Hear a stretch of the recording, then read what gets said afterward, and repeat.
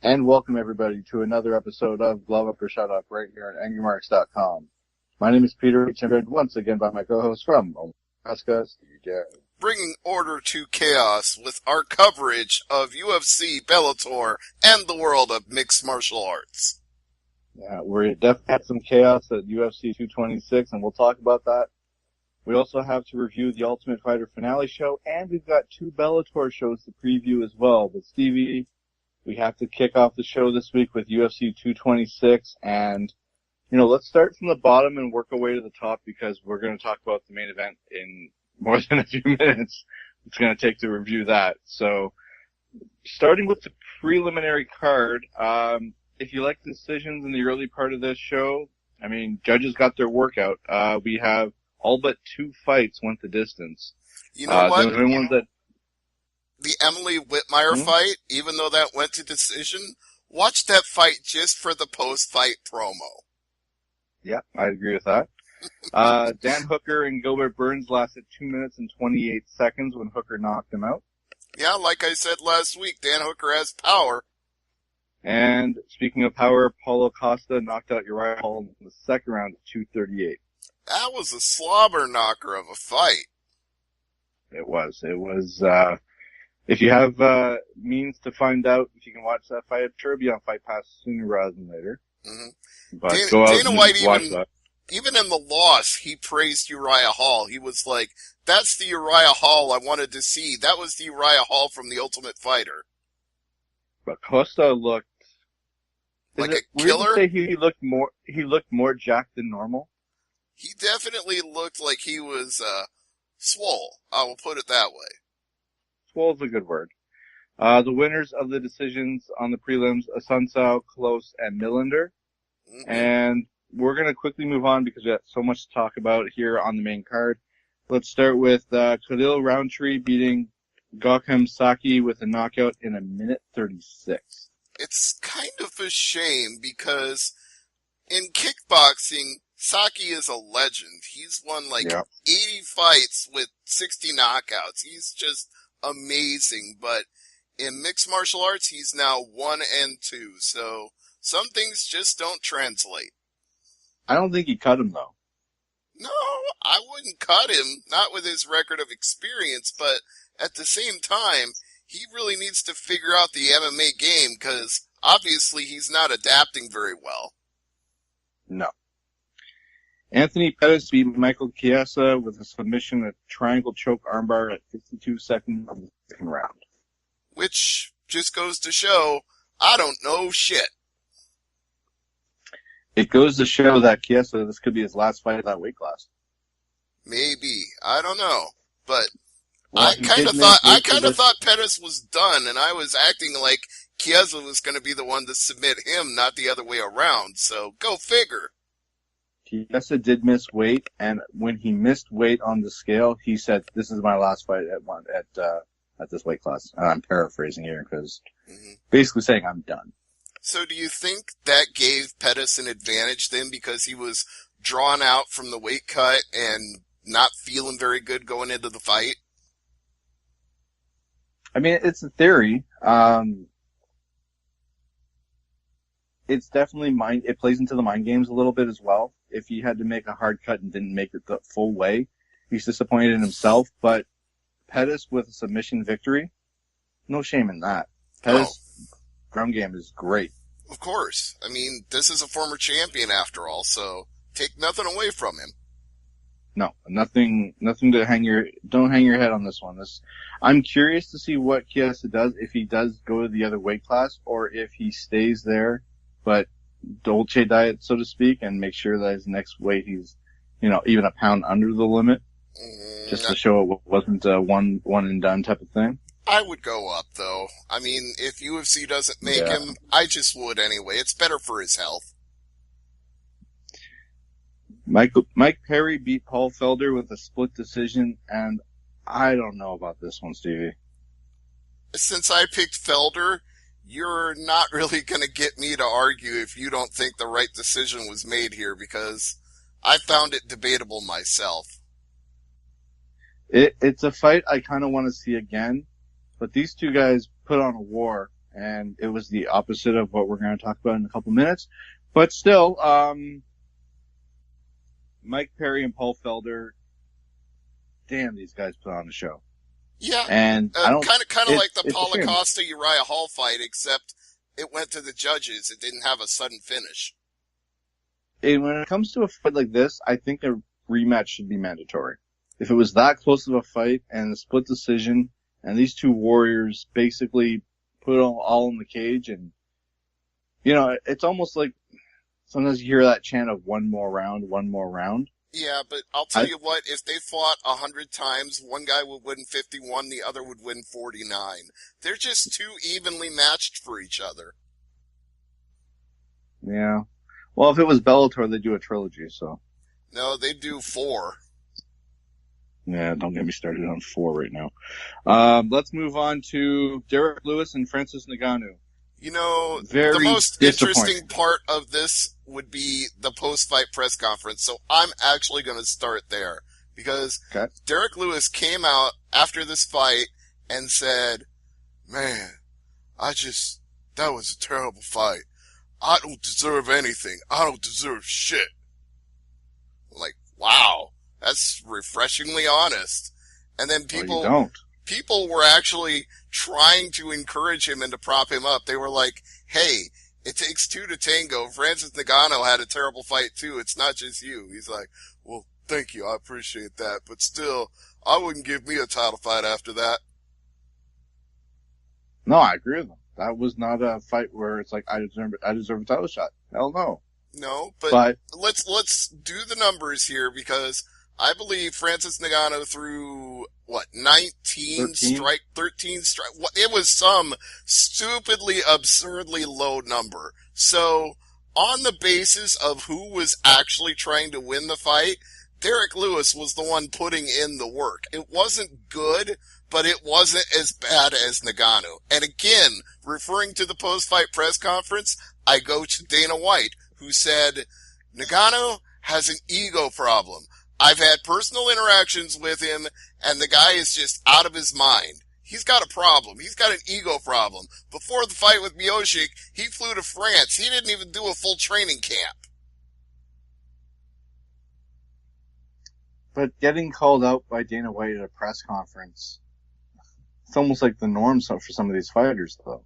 Yeah, but considering the position that Ngannou is in and how fast he rose to that position, it's telling when Dana White is basically saying, that fight sucked, but you suck more because you got a big fucking head. Yeah. We were supposed to have a Max Holloway, Brian Ortega co-main event here. What happens, Stevie? Well, I'd say about 3 days before the weigh-in, maybe 4, Holloway started really acting weird. His teammates noticed it. His speech was slurred. He was having problems at the workout. And then he took a nap, and he did not wake up very well. They really had to struggle to get him on his feet again after his nap. And they were like, no, dude, you got a problem. You're going to go to the hospital and get checked out. There's something wrong with you. And basically the conclusion was, somewhere in training leading up to the fight, he either got a concussion or magnified a pre-existing concussion, you know, like one of those subconcussive blows, as they call it in football. Yeah. So he basically was medically disqualified for his own personal health and well-being, because if he was slurring his speech and not being able to wake up, he's got to not be involved in anything that takes concussive blows, because there's already a problem, and getting hit in the head would only magnify that problem. So for his own good, he had to sit it out. And Dana White said that's going to be a while before he fights again. Ortega wants to wait. Don't blame him. Take the Rashad Evans approach on this. You don't want to blow an opportunity, right? I suppose not, but Dana White will be the final arbiter on that one, because if there's a fight to be made and Ortega is healthy and good to go, you can't just not make a fight. You can't just wait forever.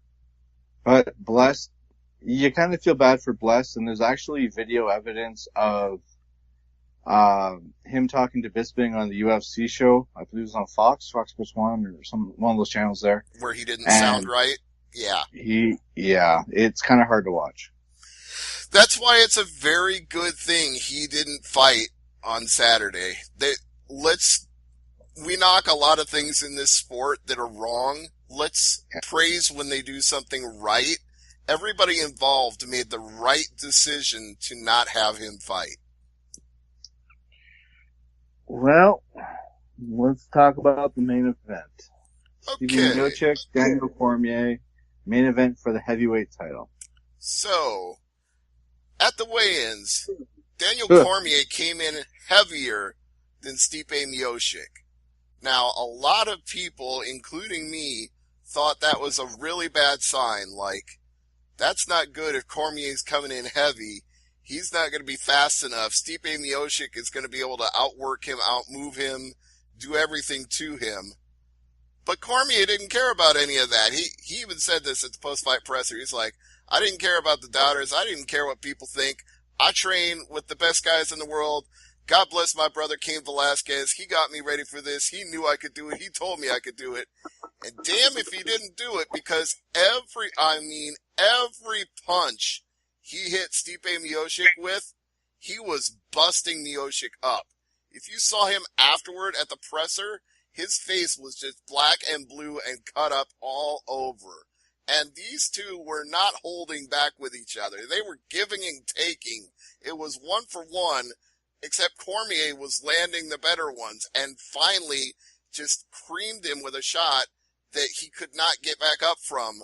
He could have gotten back up, but it was not in his interest to do so because he had been knocked out and came back too, and the referee was already on top of him going, no, fight's over. So just to backtrack one step, Derek Lewis wins via unanimous decision, and Cormier was able to stop Miocic in the first round at 4:33. The problem is, what problem? There was that eye poke. Well, I don't think that affected the outcome one way or the other. I mean, it didn't help. Getting poked in the eye sucks. I didn't hear any complaints about it at the presser. Nobody was saying ticky boo about it. Because of what happened afterwards, of course. No, I mean, nobody was even saying it had anything to do with the outcome of the fight. Nobody asked about it. Nobody complained about it. Well, Stevie, what happened to, okay, so I was afraid of this. After the main event, they gave Cormier a live microphone. Mm-hmm. And when I sorry to interject, but this is an important point. At the post-fight presser, Daniel Cormier said he was doing his warm-ups in the hallway backstage, like running up and down the length of the hallway to get his heart rate up. And as he was doing his warm-up laps, he saw Brock Lesnar walk in. And he's like, oh, that's interesting. Brock's here. I guess he's here to start some shit. And these guys are actually kind of friendly with each other. Lesnar has introduced Cormier to his family and vice versa at social functions and everything. So there's not heat between them, but he knew something was up. Now go on. So Cormier at the end of the during the interview segment there calls out Lesnar into the cage. Cuts Lesnar a pro wrestling promo to call him out. Yeah, it was a pro wrestling promo to call him out. Lesnar took 2 seconds, ran to the cage, and it looked like they're going to do a pose down, but then Lesnar shoved Cormier. Not a light shove. It was a pretty decent, solid shove. Yeah, and then what I don't understand is, let's have Rogan interview Brock Lesnar. Yeah, that didn't really add up to anything, because Brock Lesnar was just going to say what he wanted to say and do what he wanted to do, and he started screaming profanities, saying, this heavyweight division is a piece of shit, Stipe Miocic is a piece of shit, Daniel Cormier, I'm coming for you! MFer? Yeah. There's a great picture when Lesnar shoves Cormier, Rogan is smiling ear to ear, and a lot of people are making the comparison to Paul London backstage at Raw. Mm-hmm. For those who don't know, he had this huge shit-eating grin when Vince McMahon was walking backstage before the limo blew up. And it leads to speculation. Some are rumoring that this was not a fix, but I think no one expected Lesnar to shove Cormier. But at the moment that it happened, I think Rogan was happy this was going on or something. But it's a weird photo to see, but it's the $10 million shove. I'd be Yeah. smiling too, because that guy just cashed a huge check for you and everybody in your company. And again, gonna refer to the post-fight press conference here, Daniel Cormier said, I hold the cards now. I've done something John Jones never did, and I don't need to look at John Jones anymore and compare myself to him. I'm the one holding the cards now, and I want big money fights. And if you don't think you're in this business to make money, you're a damn stupid fool, because Brock Lesnar is money, and that's the kind of fights I want. I want money fights. So, there's a few questions from this. I guess the first would be, is Brock in the pool? And yes, it was announced by USADA. He's in the pool as of what, July 6th, July 9th, something like that? No, July 3rd. July 3rd. So, 6 months and I think 3 days left on that. So he's eligible in January of 2019. Yes, he won't be making that December pay-per-view. So, I mean, there was a little bit there was an announcement that in December UFC's coming back to Canada. They're going to Toronto at the Scotiabank Arena. But Brock won't be eligible for that one either. But it is, it basically is what UFC is building towards. So here's the problem. Well, there's multiple problems, because one of them is that Brock Lesnar has to pass every single test between now and then, or the fight's off. Exactly. The problem also is now Cormier is a very elite fighter, the fact that he's a dual champion right now in UFC. And they're not going to have Cormier wait until January, February to his next fight. Mm-hmm. There's talk that he will defend his 205 title against Shogun Rua. Or could face the winner of the Volkan Ozdemir fight. Ozdemir just got released. Charges got dropped, eh? Yeah, so he's free and clear to fight now. The person who alleged the assault is not cooperating with officials. No.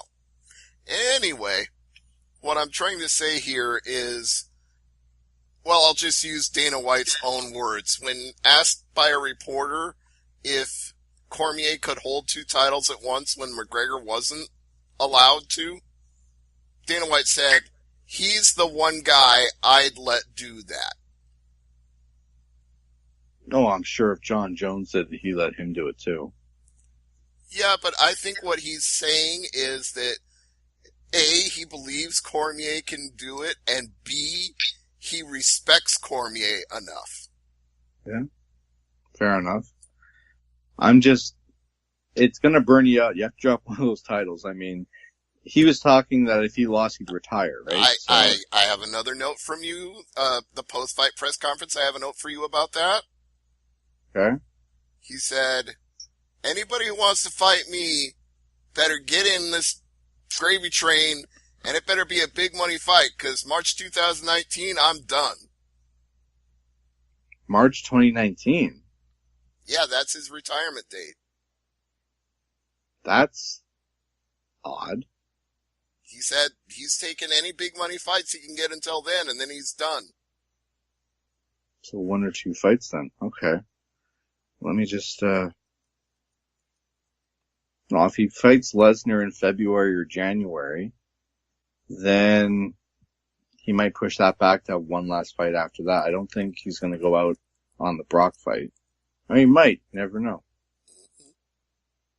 So let's see. In fact, so UFC... the exact date is March 20th. Why is it March 20th? Why is it an exact date? Does he have like WrestleMania tickets or something or what? I will read you the quote here. come March, I will have 12 months at max left. I'm going to be done by March 20th. I won't be fighting again. The win arrived just 2 months before Cormier's 39th birthday, which DC will celebrate on March 20th. Oh, it's his birthday. So we're reading it as 2019 or 2020? 2019. Quote, I'm done. I'm going to be done at 40, unquote. I won't be back. Okay. There won't be jumping around, or I'm done until I get the right type of fight, unquote. It'll be over. I'm not going to be doing this anymore. I said time and time again, I lived a great life in sports. I loved every moment of it. My family, Selena and the kids, my mom and my dad, I've been the center of their athletic universe for a really long time, and it's time to be that for little Daniel and Marquita. So he's going to retire and be a dad, stay-at-home dad, and be with his kids. And who can blame him? No, that's smart. Now, we also talk about UFC Fight Night, Ultimate Fighter 27 finale. Brad Tavares and Israeli Adesanya in the main event. Adesanya now, do you finally believe the hype? Do you believe the hype on Adesanya now? From New Zealand, but from Nigeria as well. I found him to be very cocky, but the talent is definitely there. I think you need to tone it down a little bit, though. All 5 rounds. There's no question. But he is cocky, though. Yeah, but you gotta be cocky to be good. You can't not be a little bit sure of yourself going in there, because if you have any doubts that you don't think you're the best, somebody's gonna come along and take your spot. Well, I mean, Brad Tavares, journeyman UFC fighter, finally getting the respect. He's number 8 in the rankings. He's main eventing his first card ever. 50-45, 50-45, and 49-46. Yeah, he got schooled, he got humbled, he got tooled. And schooled by someone in his 3rd UFC fight. Like I said, now are you on the Adesanya hype train? I'm curious who they put in front of him next. It's gotta be a ranked guy. Gotta be a guy ranked higher than Tavares was. Give him I'm not saying Tavares wasn't a real test, but was this Tavares fight a fluke? No, I don't think so. I'm just not a big fan of the showboating. Okay, but people said that about Conor McGregor too. The only real problem with Conor McGregor is that he's crazy. His showboating wasn't a problem because the showboating made him money and made UFC money. Anderson Silva showboated a lot too, and look what happened to him against Weidman. Right, but at the same time, all that showboating he did up to that point made him and UFC a lot of money. And he was still making a lot of money after that as well, until he got popped for a few drug tests. Well, I already mentioned the score there. Let's quickly review some of the other fights here. If you like decisions, yeah, this is one for decisions. Hello. Trezano and Kitano are your Ultimate Fighter winners.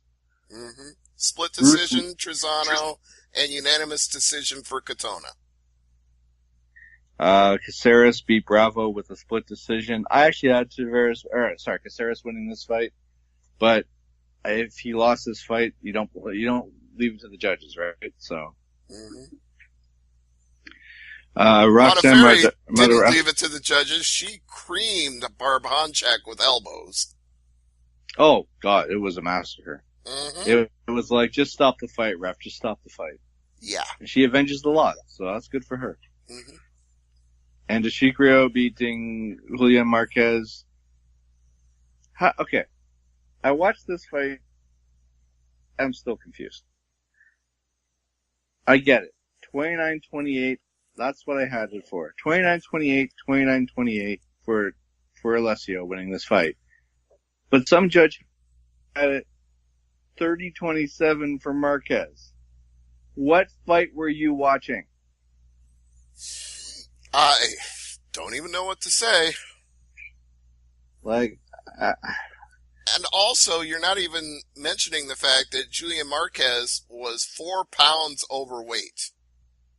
Yeah, well, 4 pounds, and he lost a split decision. Mm-hmm. And a split decision by a judge that doesn't know how to score a fight. I don't see it. Prelims, 2 decisions, 2 submissions. Luis Pena had a good guillotine choke against Richie Smullen. And De La Rosa beat Ostovich with a rear naked choke at 4:21 of the third round. Gunther and Mitchell won their decisions by majority decision. Correct. Because how many times do you have back-to-back majority decisions, Stevie? Not very often. Let's move on to Bellator. We've got 202 in Thackerville, Oklahoma, and Rome, Italy for 203. And we also have a fight night in Boise, Idaho, running head-to-head with 203. But let's start with 202. Julia Budd against Talita Nogueira. And Nogueira is 7-0, Budd is 11-2. Nogueira's big thing is that she was a 2011 BJJ World Champion. So she was decorated in the grappling arts long before she became a mixed martial artist. And if you go to the ground with her, you're taking a huge risk. But Julia Budd, if you check out my interview, cheap plug, MMAmania.com, she's very confident that there is nothing that she hasn't seen in training with her training partners that hasn't prepared her to defend the title successfully, no matter how skilled Nogueira is at the ground game. And she admits that she's giving up some size to Nogueira, but again, she's faced bigger opponents before, and that's never been a problem for her. So she believes very strongly that she is going to represent not just for the featherweight division, not just for Canada, but for all the people of Port Moody. 3 inches of height, and she wants to keep us on the ground standing up. There's no way she wants us on the ground. I wouldn't say no way, because, like I said, she seems pretty cocky that she can, well, cocky maybe isn't the right word. She's not cocky like Adesanya was cocky, but she's quietly confident that she will not be submitted. Okay. Eduardo Dantas against Michael McDonald in the co-main event. Yeah, poor Michael McDonald. It seems like every fight he breaks his hand. Yeah. I talked to him about that, and one of his answers was, well, maybe I just got to punch lighter. Well, don't shake his hand. You might break it after. Who knows? Well, you don't want to hold back against Eduardo Dantas because he's a former bantamweight champion, and the guy is super hard to deal with when you come to just trying to stay at distance, because he is so fast on his feet, he can get in and out and leave your face a world of messed up. What's the old expression? Quicker than a hiccup? Yeah, Dantas is that quick. The only person who was able to deal with it was the man who dethroned him, Darian Caldwell, because he's like, screw how fast you are. I'm taking you down and you can't do shit about it. It's like, you think you're fast? Hold my beer. Exactly. Chris Honeycutt and Leo Liede. Interesting fight here in the middleweight division, because Honeycutt is one of those guys who's like always on the verge of being a contender, and then something goes wrong. Like his losses to Paul Bradley, well, one was a no contest, and then one was a TKO. That kind of derailed him when he was undefeated. Then he went on a 4-fight win streak, and then lost to Rafael Lovato Jr. So again, it's like he's always in the mix, and he's just never quite able to get over the hump. And yet, he's going against a guy who came into Bellator as another decorated judo and jiu-jitsu champion, and yet lost soundly to Phil Davis. Once again, a wrestler taking down a guy who's not good at that wrestling game. He did it to him over and over and over. Phil Davis cleanly and clearly won that fight, so maybe that's a little bit of strategy here for Honeycutt, because Honeycutt is no slouch as a wrestler either, so I would take that experience that he had from Edinburgh University and put it to good use here and see if Leo Liede has learned anything. Yeah, I would agree with Honeycutt as well. Wrapping up the main card, we've got Valentin Volnovetsky against Ernest James. This is a late addition to the card, so I'm not going to be able to tell you jack shit. Well, James is 1-0, and Moldaski is 6-1. So, go with the taller fighter. Go with James. On the prelims, Gerald Harris. Mm-hmm. Wow. He got a return bout for doing everybody a favor at Bellator 198. He's fighting a fighter who's 19-0 in Yaroslav Amosov. Yeah, so congratulations. Your return date is a guy who might just kill you. Yeah, you're facing Drago. Good luck to you. Oh, you know what? It's funny you mentioned that. I saw the trailer for Creed 2 this weekend. Mm-hmm. Did you see this trailer? Yes, I did. So you know who he's fighting in the movie? Yep. Son of Drago. Yeah. I'm hyped. I want to see that movie now. Emily Ducati against Veda Ortega. Mm-hmm. That could be good. Oh yeah. But Ducati, I forget she's 5'2". That's crazy. Yeah, she's pint-sized power is what I like to call it. She's small, but she's tough as hell. 5 feet of fury for sure. Oh hell yeah. As far as that's basically the names I recognize from the prelims here. But let's move on. Do you want to do UFC Fight Night, or you want to do 203 for Bellator? We're already talking Bellator, so let's stay on this roll. All right. Patricio Pitbull Fury against Daniel Weichel. Jesus. You're not even saying the half of it, because I was there the first time they fought. Scott Trade Center, St. Louis, Missouri. I saw it with my own 2 eyes, 5 feet away, 10 feet away, however close in press row. I was there. That was an amazing fight between the two of them the first time. They're pretty much even as far as height and weight. They're pretty much even in terms of their punching power, too, because Weichel was rocking Pitbull and very close to finishing him at the end of that first round. And 32 seconds later, Pitbull dropped Weichel. Yeah. Like it was easy. Like it almost like a video game. And Weichel, he said to me, I only made one mistake in that fight and it was emotional. Like he was so excited that he almost finished Pitbull at the end of the first round that he just let it take over his game and he wasn't cautious enough in the second round. So he vowed that he has learned from that mistake. But Pitbull, oh man, wait till you read this Pitbull interview, because you talk about a chip on your shoulder right now. He is all kinds of fired up about this fight. He says it's a mistake to do a rematch because he already proved his point, that rematches are boring, that fans want something better, and that Darian Caldwell is a pussy. Oh yeah, that will inspire him for sure. That you had to put that last bit in, didn't you? Oh, of course I did, because I want people to go read this interview and actually listen to it, because the translator did not mince words. I'm actually a friend of his, and he's a friend of Pitbull's, and they are in the same camp. So when he said that Pitbull literally said Darian Caldwell and his pussy behavior, I think that was quite literally what he said. I believe that translation. Oh boy. Well, does this fight go to the judges? Boy, I'd be shocked if it does. But if it does, I'm going to say that Pitbull hangs on by a very close decision. Like, it'd be 48-47 and 49-46 and 48-47, because I think Daniel Weichel is going to have a hell of a fight, but I think he just comes up a little bit short. If this goes to the judges, there will be blood.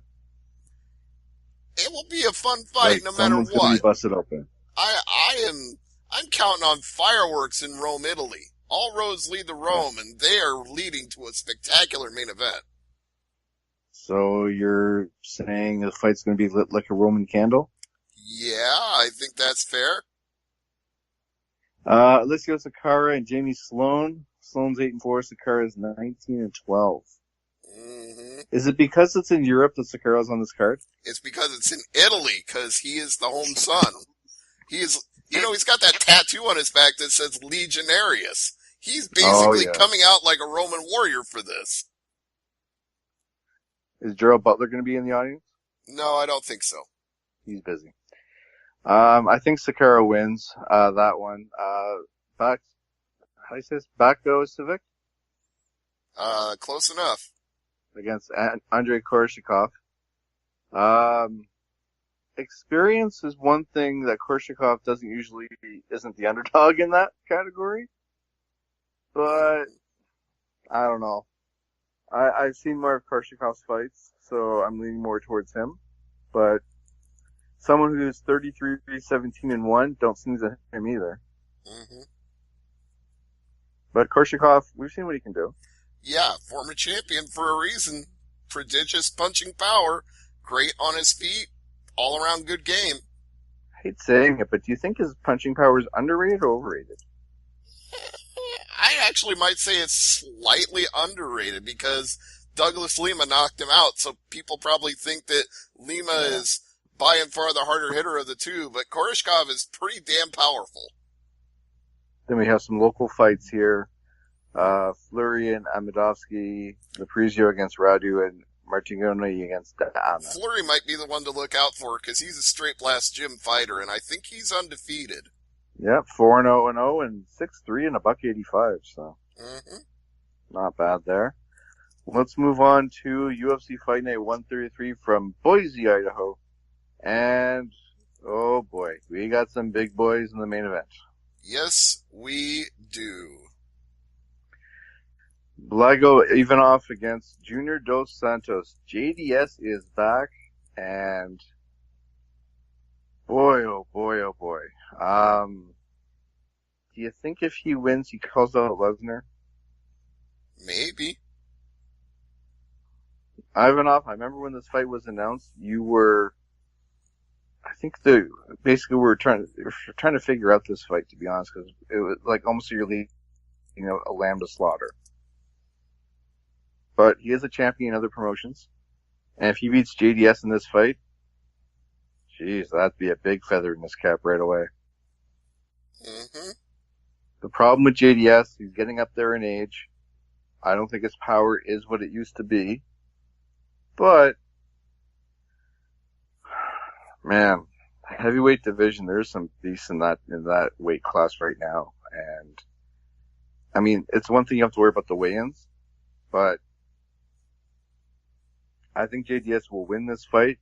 I don't think it'll go by knockout. I actually think this is going to go to the judges. Maybe 29-28 across the board. 49-46 across the board. Possible. What do you think? Who's winning this fight? I'll agree with you. 49-46. Okay. Zakatao against Sage Northcutt. Yeah. That is a head scratcher for me. I don't think Northcutt's winning this fight. I think it's an easy win for Otao. Could be. I don't know. I see this fight and it's... You talked about underrated or overrated earlier. What do you think about Sage? Is he underrated or overrated? Over. I think his time out of the spotlight, he's actually made some improvements and gotten a little better. If he wins this fight, it will definitely change my mind, that's for sure. Fair enough, but I'll still pick Otao as well. If we could pick fight of the night right off the card, I want to see Dennis Bermudez and Rick Glenn, because that has potential to be fireworks. Now, Rick Glenn is definitely in the underrated category. Yes, and Bermudez? Oh, Bermudez is a bottle rocket. You like the Roman candles, I like the bottle rockets. It's, He's explosive. Just bottle him up, let him go. He'll shoot right into you. This doesn't go to the judges either, does it? No, certainly not. I've got Bermudez, but would not be surprised if Glenn wins. Mm-hmm. Randy Brown and Nico Price has potential. Yeah. I think Brown wins it. I think he's going to get a flashy knockout here. Miles Jury and Chad Money Mendez is this low on the card? Well, his stock has kind of dropped. Yeah. And Miles Fury Jury? Oh boy. This could be fun. The problem with this one is, for Money Mendez, he's always been that fighter that he's very short in stature, but he's a tank, right? Yeah. He's giving up 5 inches of height here. That's a bit. That's more than a little bit. Yeah, it's when it comes to this fight, I think Mendez, if he takes it to the ground, height means nothing. If the fight is standing, Fury will win. But if it goes to the ground, it's Mendez to lose. I totally agree with you, but I'm going to go out on a limb and pick Mendez, because I think Mendez will take him down. Yep. Marion Renault and Kat Zingano, that should be fun. I think so, too. Prelims, Eddie Wineland, Darren Elkins, Justin Scoggins, Kurt Hollema? Yeah. You serious? This is a pretty loaded card. I like this prelim card. If you can't watch it live, definitely say your PVR or DVR to watch it. I agree. On the prelims on Fight Pass, there is, 2 fights I want to mention here. Liz Carmouche and Jennifer Maia. Mm-hmm. And Jessica Aguilar and Jody Escobar. Quality stuff. This is a great card, and they're coming off a huge card for International Fight Week. Oh, yeah. So as far as news, I did want to mention Ronda Rousey being inducted the first woman in the Hall of Fame. Nice little speech there. I saw something of the Hall of Fame induction at the not pre-show, but they showed Ortiz and Liddell squaring off at each other, like mean mugging each other. Mm-hmm. Do you really need to see that? No, probably not. I'm tired of their shit, and when I saw it, it was like, we're really gonna see this. This is actually gonna happen. Like, there's no BSing this point. I mean, last week we talked about this at nauseum, and you know what? If you want to hear a good conversation about this, check out my Daniel Weichel interview, because he and I, in the audio, we went back and forth on this subject. Like, should they fight? Is it a good idea? And Weichel was like, Liddell just really needs good people in his corner to tell him when it's a good idea and when it's not a good idea. And I'm like, I couldn't agree with you more. He just needs good people in his ear right now. John Jones responded saying, John Jones basically saying how he's the youngest guy at the light heavyweight rankings, which isn't true. And I think he was trying to angle for something, but I don't think nobody bought it. Right. Good fight for UFC in Hamburg. Corey Anderson in for Iri Latifi pulled out of his fight due to an injury, so it's Corey Anderson against Glover Teixeira. Oh, yeah, that is a good fight. I feel bad for Latifi. That was supposed to be a good fight for him. Yeah, but Beast Mode 25-8, Corey Anderson, I'm all about that, so I'm looking forward to that fight. He and Glover Teixeira should be able to scrap. That should be an excellent battle, and if Corey Anderson wins, that really stamps his name. Glover knows how to scrap? Tell me more. Yeah, right? The guy who basically made Chuck Liddell what he was. Okay, so I want to mention something about Ortega. He turned down a last-minute fight with Frankie Edgar. Edgar's camp actually turned down the fight first. They were approached for the fight. Edgar just had like a stem cell operation to put stem cells in his body to rapidly heal an injury. Yeah, that wouldn't have been a good idea to take a fight. I don't know where you stand on the stem cell stuff. That's just creepy to me. It's part of the fight game, brother. What can I say? I guess. There was something that was announced back on, hold on one second, let me make sure I read this right. No, I'm not saying that. Sorry, that's a different story for a different day. There was something about Nick Diaz. He got more charges. Mm-hmm. Another felony charge. Felony count of battery constituting domestic violence by strangulation, and felony battery domestic violence resulting in substantial bodily harm. Oh boy. Nick. What are we gonna do? Well, he's not getting booked for any fights with all that shit going on. That's for damn sure. No, it's kind of sad to see on one hand, but on the other hand, we don't know you have to have the day in court. Not innocent until proven guilty, all that.